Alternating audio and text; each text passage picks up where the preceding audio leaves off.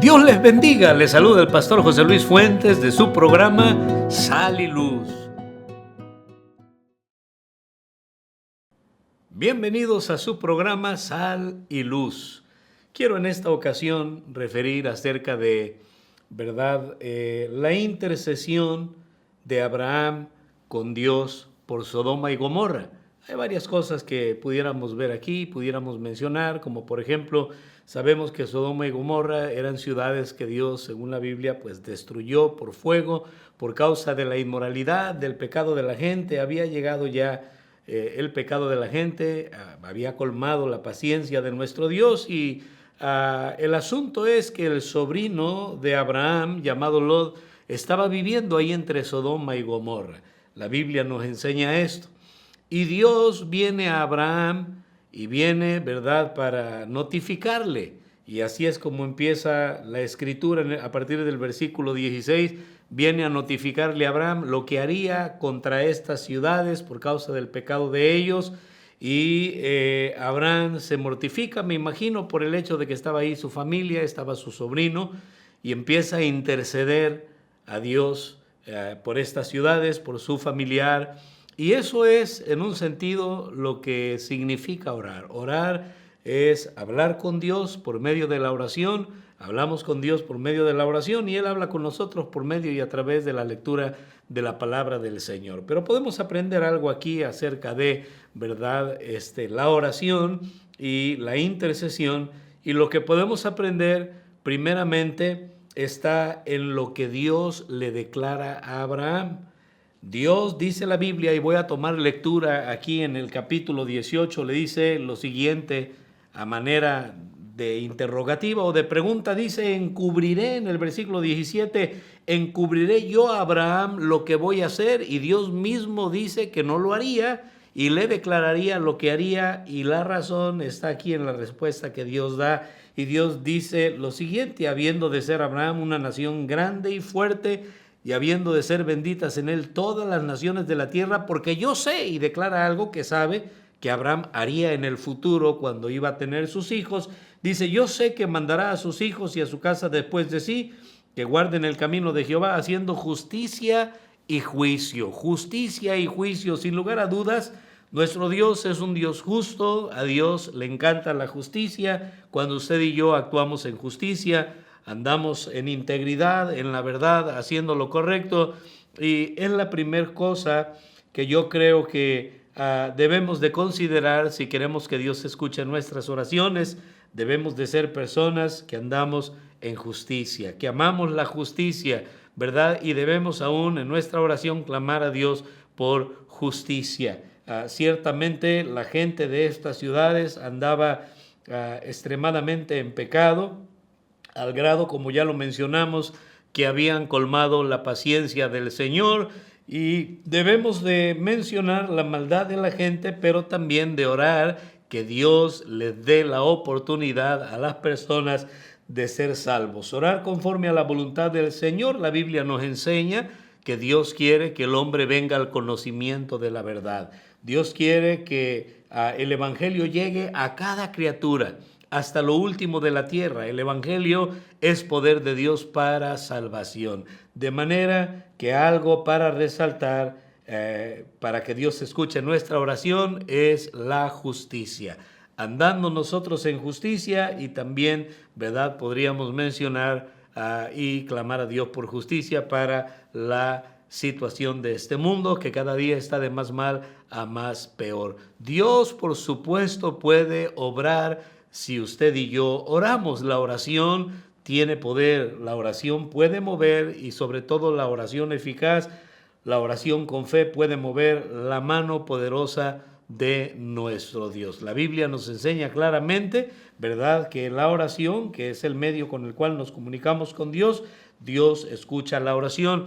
Hay varios pasajes en la Escritura que aluden a el hecho de que a veces no recibimos o no tenemos porque no pedimos, dice la Escritura. Y también la Biblia nos da una anécdota de un juez injusto, que había una mujer que le pedía por justicia y venía a él insistentemente, y dice la Biblia que este hombre, aunque no temía a los hombres y no tenía temor de Dios. Con todo y eso, por la insistencia de la mujer, este juez le hizo justicia. Y luego la Biblia hace mención de que cuanto más nuestro Padre Celestial, que sí es justo, que sí es bueno, que sí quiere lo mejor para nosotros, entonces usted y yo deberíamos de estar orando por la situación de este mundo, por la injusticia en la que vive el mundo. El mundo es injusto, el mundo es pecador, pero Dios ama a los seres humanos. Así es de que si usted y yo oramos, sin lugar a dudas, Dios puede hacer algo. Dios tiene misericordia del mundo por el cristiano. Algo que podemos ver también al respecto es eso. Podemos ver en esta escritura cómo Abraham, estoy seguro, conocía a Dios. Abraham es titulado el amigo de Dios y vemos cómo Dios lo consideraba, cómo Dios no le encubrió lo que iba a hacer en Sodoma y Gomorra. Y Abraham, cuando empieza a orar con Dios, le dice: Señor, si hubieran 50 justos ahí en esta ciudad, ¿a poco tú los destruirías? ¿No será que los podrías perdonar? Le da a entender, intercediendo por estas ciudades. Y Dios dice: bueno, sí, si hubieran 50 justos, yo perdonaría a la ciudad por esos 50 justos. Y qué bendición, ¿verdad? Lo que Dios hace por su pueblo. Qué privilegiados estamos y somos los cristianos por el pueblo de Dios, la gente de Dios. Dios bendice aún a este mundo inconverso. Dios estaba dispuesto a perdonar a toda esa gente perversa en Sodoma y Gomorra si hubiera habido no solo 50 justos, pero aún después, altercando o hablando Abraham con Dios, llega al grado de decirle: Señor, pues a lo mejor no hay 50, pero ¿qué tal 40, 30, 20, 10? Y finalmente, qué trágico, ¿verdad? Que más bien Lot haya sido de mal testimonio y no haya podido influir ni siquiera aparentemente en la vida de su familia. Qué importante es cuidar nuestro testimonio, qué importante es vivir reflejando la justicia de Dios. Y como se llama nuestro programa, ¿verdad? Siendo como cristianos la sal de la tierra y la luz de este mundo, para poder impactar con nuestras vidas y con el Evangelio. Mejor dicho, para que el Evangelio impacte en la vida de la gente, mostrando su poder a través de nuestras vidas transformadas, siendo nosotros objeto del poder de Dios y un ejemplo al respecto. Y podemos ver entonces, ¿verdad?, que Dios finalmente destruyó las ciudades. ¿Por qué? Porque no había justicia en el mundo, no habían justos suficientes, que eran 10 los que aparentemente estaba negociando o hablando Abraham con Dios para que Dios perdonara las ciudades. Y conocemos la historia, cómo aún la mujer de Lot se le dijo que no volteara para atrás y ella voltea y se convierte en una estatua de sal. Y es impresionante que de lo que fue la estatua, que se convirtió, fue de sal. Yo creo que hay un mensaje ahí, ¿verdad? Porque obviamente el cristiano debería de ser la sal de la tierra, y lejos de ella ser la sal, o su marido ser sal, aparentemente estaban llenos de pecado, llenos del mundo, bien influenciados en una mala manera, de manera que no querían salir de este sitio, de este lugar.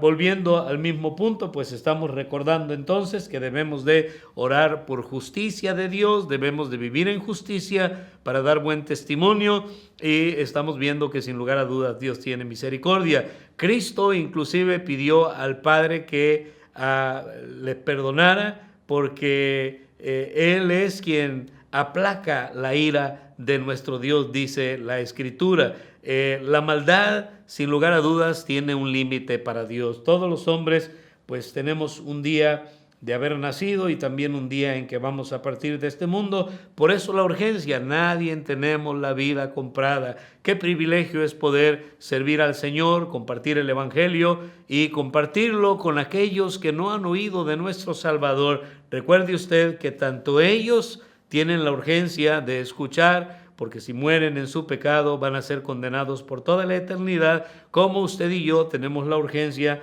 de servir a Dios, porque es un privilegio y no podemos jactarnos del día de mañana. Nadie puede hacerlo, y verdad, porque nadie sabe qué dará de sí el día. De manera que la maldad, estamos mencionando, tiene un límite. La Biblia también nos enseña cómo no solamente debemos de orar por justicia, pero debemos de orar con intensidad. Cada vez nuestra oración debe de ser más intensa. Tal fue el caso aquí de Abraham. Abraham, dice la Biblia, que empezó, ¿verdad?, a orar con el Señor, y ya lo mencionamos, a decirle de manera intensa. Ahí a partir del versículo número 23 le dice a Dios: destruirás también al justo con el impío, y quizás haya 50 justos. Y como diciendo: Señor, ¿cómo vas a hacer esto? Y Dios dijo: está bien, si hay 50 justos, no voy a destruir la ciudad. Y vemos la intensidad de Abraham ahí, cuando él estaba orando, cuando él estaba clamando. El cristiano tiene que ser fervoroso al orar. Eso me lleva a recordar la oración de Ana en 1 de Samuel, capítulo 1, versículo número 10. Dice la palabra de Dios que Ana oró con fervor.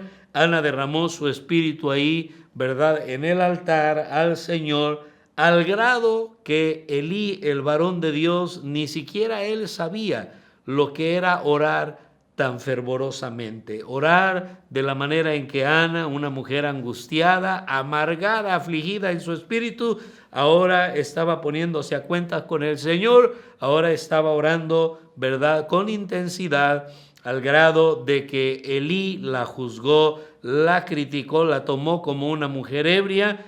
Hasta le llama la atención y habla con ella y le dice: mujer, ¿hasta cuándo vas a digerir tu vino? ¿Verdad? Como diciendo: no andes viniendo aquí al templo o a la iglesia, a la casa del Señor, en esa condición alcoholizada. Y Ana empieza a decirle al varón de Dios que no estaba ebria, sino que era mucha la congoja que había en el corazón de ella, y que según la multitud de esa congoja o tristeza o amargura, esa era la misma intensidad y la misma cantidad de tiempo que ella estaba invirtiendo en su oración. Vemos entonces que se requiere de ser cristianos fervorosos en la oración. La oración nunca será suficiente como para que ustedes y yo ya la abandonemos. Podemos ver y recordar también la vida de oración que llevó nuestro Señor Jesucristo. Qué impresionante que, siendo Él Dios, la Biblia dice que Él se apartaba de los discípulos y a veces se apartaba toda la noche para orar. Qué ejemplo para más grande de lo que es correcto, de lo que es una de nuestras más grandes necesidades, nos presenta el Señor. La Biblia dice que para los cristianos que estamos en una lucha, en una guerra espiritual, y dice la Escritura que nuestra lucha no es contra carne y sangre, sino contra huestes espirituales de maldad. Y por algo Cristo dijo: el que piense estar firme, mire que no caiga. Y también mencionó que separados de Él nada podemos hacer los cristianos. Todo es por la pura gracia de Dios. El Señor sabía lo que se vendría cuando Él iba a ser entregado a los sacerdotes, a los religiosos, para ser llevado y juzgado por los pecadores, los hombres que gobernaban tanto religiosamente como socialmente ahí en la ciudad de Jerusalén, y iba a ser llevado a la cruz del Calvario, aunque qué hermoso es saber que Él mismo dijo que Él ponía su vida, nadie se la quitaba de manera voluntaria, por amor a nosotros, por amor primeramente al Padre, ¿verdad? Dijo: yo pongo mi vida, nadie me la quita, y así como la pongo, la vuelvo a tomar. Y de esa manera Cristo muere por nosotros. Pero antes de llegar a la cruz del Calvario, Él, sabiendo lo que se venía, algunos teólogos dicen que una de las tristezas más grandes que tuvo el Señor era, y lo quiero llamar misterio, porque sería un misterio para usted y para mí, el misterio o el evento donde el Padre y el Espíritu Santo le dan la espalda al Hijo, cuando Jehová, nuestro Dios Padre, carga el pecado de toda la humanidad sobre el Hijo. Algo que no se puede entender. El Hijo siempre ha cohabitado por la eternidad con el Espíritu Santo y con Dios Padre. Entonces es algo que no lo podríamos explicar, cómo fue ese momento donde el Padre y el Espíritu Santo le dan la espalda por Él cargar con nuestro pecado y llevar nuestra maldad. Y aparentemente, según algunos teólogos sugieren, que esa era la agonía que él tenía antes de la muerte, sabiendo lo que se le venía encima. No tenía temor, por supuesto, de la muerte no le pudo retener. Él es la resurrección y la vida, en él se encuentra la vida y vino de manera voluntaria. La palabra del Señor nos dice que antes de ir a la cruz del Calvario, él llamó a algunos de los discípulos y se los lleva para orar, y en lugar de orar, ¿verdad? Ellos cuando les deja en un lugar, me imagino pues solos, a oscuras, ahí para que oraran, él se aparta a solas para orar con su Padre y les dice, velad y orad, ¿verdad? Les invita a que oraran, y ahí hace referencia a que aunque el Espíritu está dispuesto, nos da esta gran verdad de que tenemos una carne y la carne es débil. Pablo, haciendo referencia, hago este paréntesis con Pablo, acerca de esta lucha espiritual y de nuestra carne pecaminosa, Pablo dijo que él veía una gran lucha en él, entendiendo que a veces lo que él sabía que era correcto hacer y lo que quería hacer no lo hacía, sino que había esa lucha, como ya lo mencioné en él, de que terminaba haciendo lo que no era correcto, lo que no quería o no debía, y exclama y dice, miserable de mí, ¿quién me librará de este cuerpo de pecado? Y el Señor, cuando se va un aproximado de 1 hora para orar, él regresa, encuentra a los discípulos, los encuentra durmiendo y les recrimina y les dice, ¿verdad? No habéis podido orar conmigo, les dice, ni siquiera 1 hora. Podemos ver el contraste, podemos ver el antagonismo entre lo que debería de ser y lo que hacemos, ¿verdad? Deberíamos de orar con fervor, orar fervientemente, orar de manera insistente. Deberíamos de tener la determinación de orar, y dijimos ya, orar por justicia, orar viviendo en justicia, pero también ahora hablamos en segundo término del fervor, y tristemente me temo decirlo y lo creo con todo mi corazón, creo que es una de las luchas más grandes que lleva un cristiano, hablando con siervos de Dios, con más cristianos. Creo que donde más el diablo nos ataca, ¿verdad?, es en el asunto de la oración. Nos cuesta orar, a veces me imagino las ocupaciones, el no saber qué decir, y esto nos pasa cuando nos enfriamos, cuando nos apartamos del Señor, porque cuando tú estás calientito con el Señor, siempre vas a tener comunión con Dios y vas a tener que decir, vas a tener por qué orar, y se debería inclusive hacer un hábito este asunto de la oración, que es una gran necesidad que tenemos todos los cristianos. También debemos de orar, no solamente, ¿verdad?, viviendo en justicia y clamar por justicia para que Dios obre y en favor de los hombres pecadores de este mundo que va rumbo al infierno, y ya mencionamos que al igual que Abraham también orar con intensidad, ¿verdad?, buscando que Dios siga teniendo misericordia de nosotros y de todo el mundo, pero también debemos de orar con un corazón puro, con un corazón santo. Sin lugar a dudas, en muchos de los textos en el Nuevo Testamento donde la Biblia habla de la oración, por supuesto, hay muchos factores como el hecho de la fe.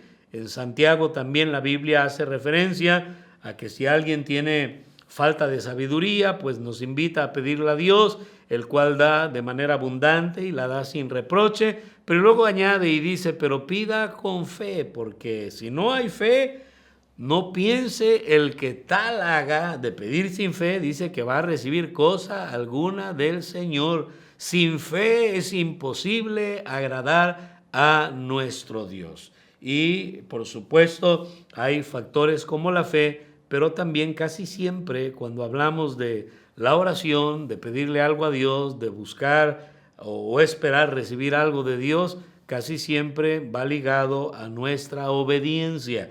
La Biblia dice que, ¿verdad?, no solamente si amamos a Dios debemos guardar sus mandamientos, sino que dice la Biblia que si esperamos recibir algo de Dios, pues debemos de cumplir la obediencia a Él en lo que a Él le agrada, en lo que Él demanda, y cuán importante es que podamos consagrarnos para Dios, cuidarnos para Dios, caminar con Dios para que sea Él el que nos guarde, el que nos cuide, el que nos santifique, el que nos ayude, el que nos perfeccione para tener un corazón puro y poder orar, ¿verdad?, con ese corazón puro. Dios conoce nuestros pensamientos. Imagínense, antes que venimos a Él a orar, dice la Biblia que Él conoce nuestros pensamientos. Voy a leerle el Salmo 44, versículo número 21. Rápidamente aquí voy a leer este Salmo.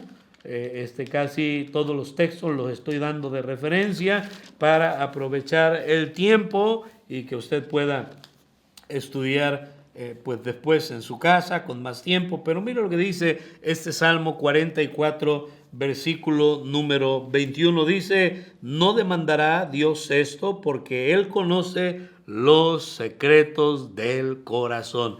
La Biblia habla del corazón y dice que el corazón también es perverso, y dice que más que todas las cosas, y luego hace la interrogativa: ¿quién lo conocerá? Quien conoce mejor nuestro corazón es nuestro Dios. Nuestro corazón es engañoso, la Biblia nos lo enseña. Por algo Pablo le dijo a Timoteo: ten cuidado de ti mismo, ¿verdad? Dios conoce nuestro corazón. Debemos no solo vivir, como dijimos, en justicia, no solo orar con fervor, pero también venir a Dios y tratar siempre, como Dios le dice también a Timoteo, que procurara presentarse a Dios como un obrero que no tenía algo de qué avergonzarse, con un corazón puro, viviendo rectamente, en integridad, ¿verdad?, tal cual somos, buscando siempre pues representar dignamente a nuestro Dios como cristianos. La Biblia nos dice que también Él dice que va a asegurar que todo lo que digamos pues sea cierto. El Señor se asegura, el Señor conoce nuestro corazón y podemos verlo esto en la palabra de Dios. Él conoce inclusive los motivos de nuestro corazón. En Hebreos 4:12, la Biblia, donde hace referencia en ese texto acerca de la palabra de Dios, que es como una espada de doble filo y habla de penetrar el corazón, los tuétanos y varias cosas que menciona de nuestro ser, dice que también discierne los pensamientos de nuestro corazón. Qué importante entonces es vivir justamente, amar la justicia, verdad de Dios, interceder por justicia para los hombres en un sentido de misericordia, pidiendo que Dios tenga misericordia y que la justicia de Cristo pueda ser implantada en las personas inconversas a través, por supuesto, del Evangelio. De otra manera no va a suceder. Cuando cada quien, al escuchar el Evangelio, ponga su fe en Cristo y clame a Él para que Él pueda darnos de su justicia y de su salvación. Sigamos orando por este mundo, siendo sal y luz del mundo, y que esto nos haya servido para usted y yo como cristianos a fomentar la oración, orando por otros, orando por un mundo en el cual vivimos. No somos del mundo, pero estamos en el mundo, y creo que Dios quiere que oremos por el mundo. En Timoteo, Pablo le dice a Timoteo que oremos, ¿verdad?, por todos los hombres, y que oremos por los que están en eminencia, porque Dios quiere que todos los hombres vengan al conocimiento de la verdad. Pues que Dios me los bendiga, y espero que usted haga en su vida y de su vida una vida de oración. Espero que estas historias, o una historia como esta, pueda animarnos a orar, a interceder por otros, y ciertamente también entender en la oración que se requiere de justicia. Gracias a Dios por la justicia de Cristo, y que tenemos acceso al trono de la gracia. Oramos confiando en Él, pero también debemos de tener un corazón puro, y debe de haber fervor también en nuestra oración. Recuerde darle like a estos programas, y también no olviden vernos en todas las redes sociales como su programa de Sal y Luz. Que Dios me los bendiga. Un gusto poder compartir la palabra de Dios.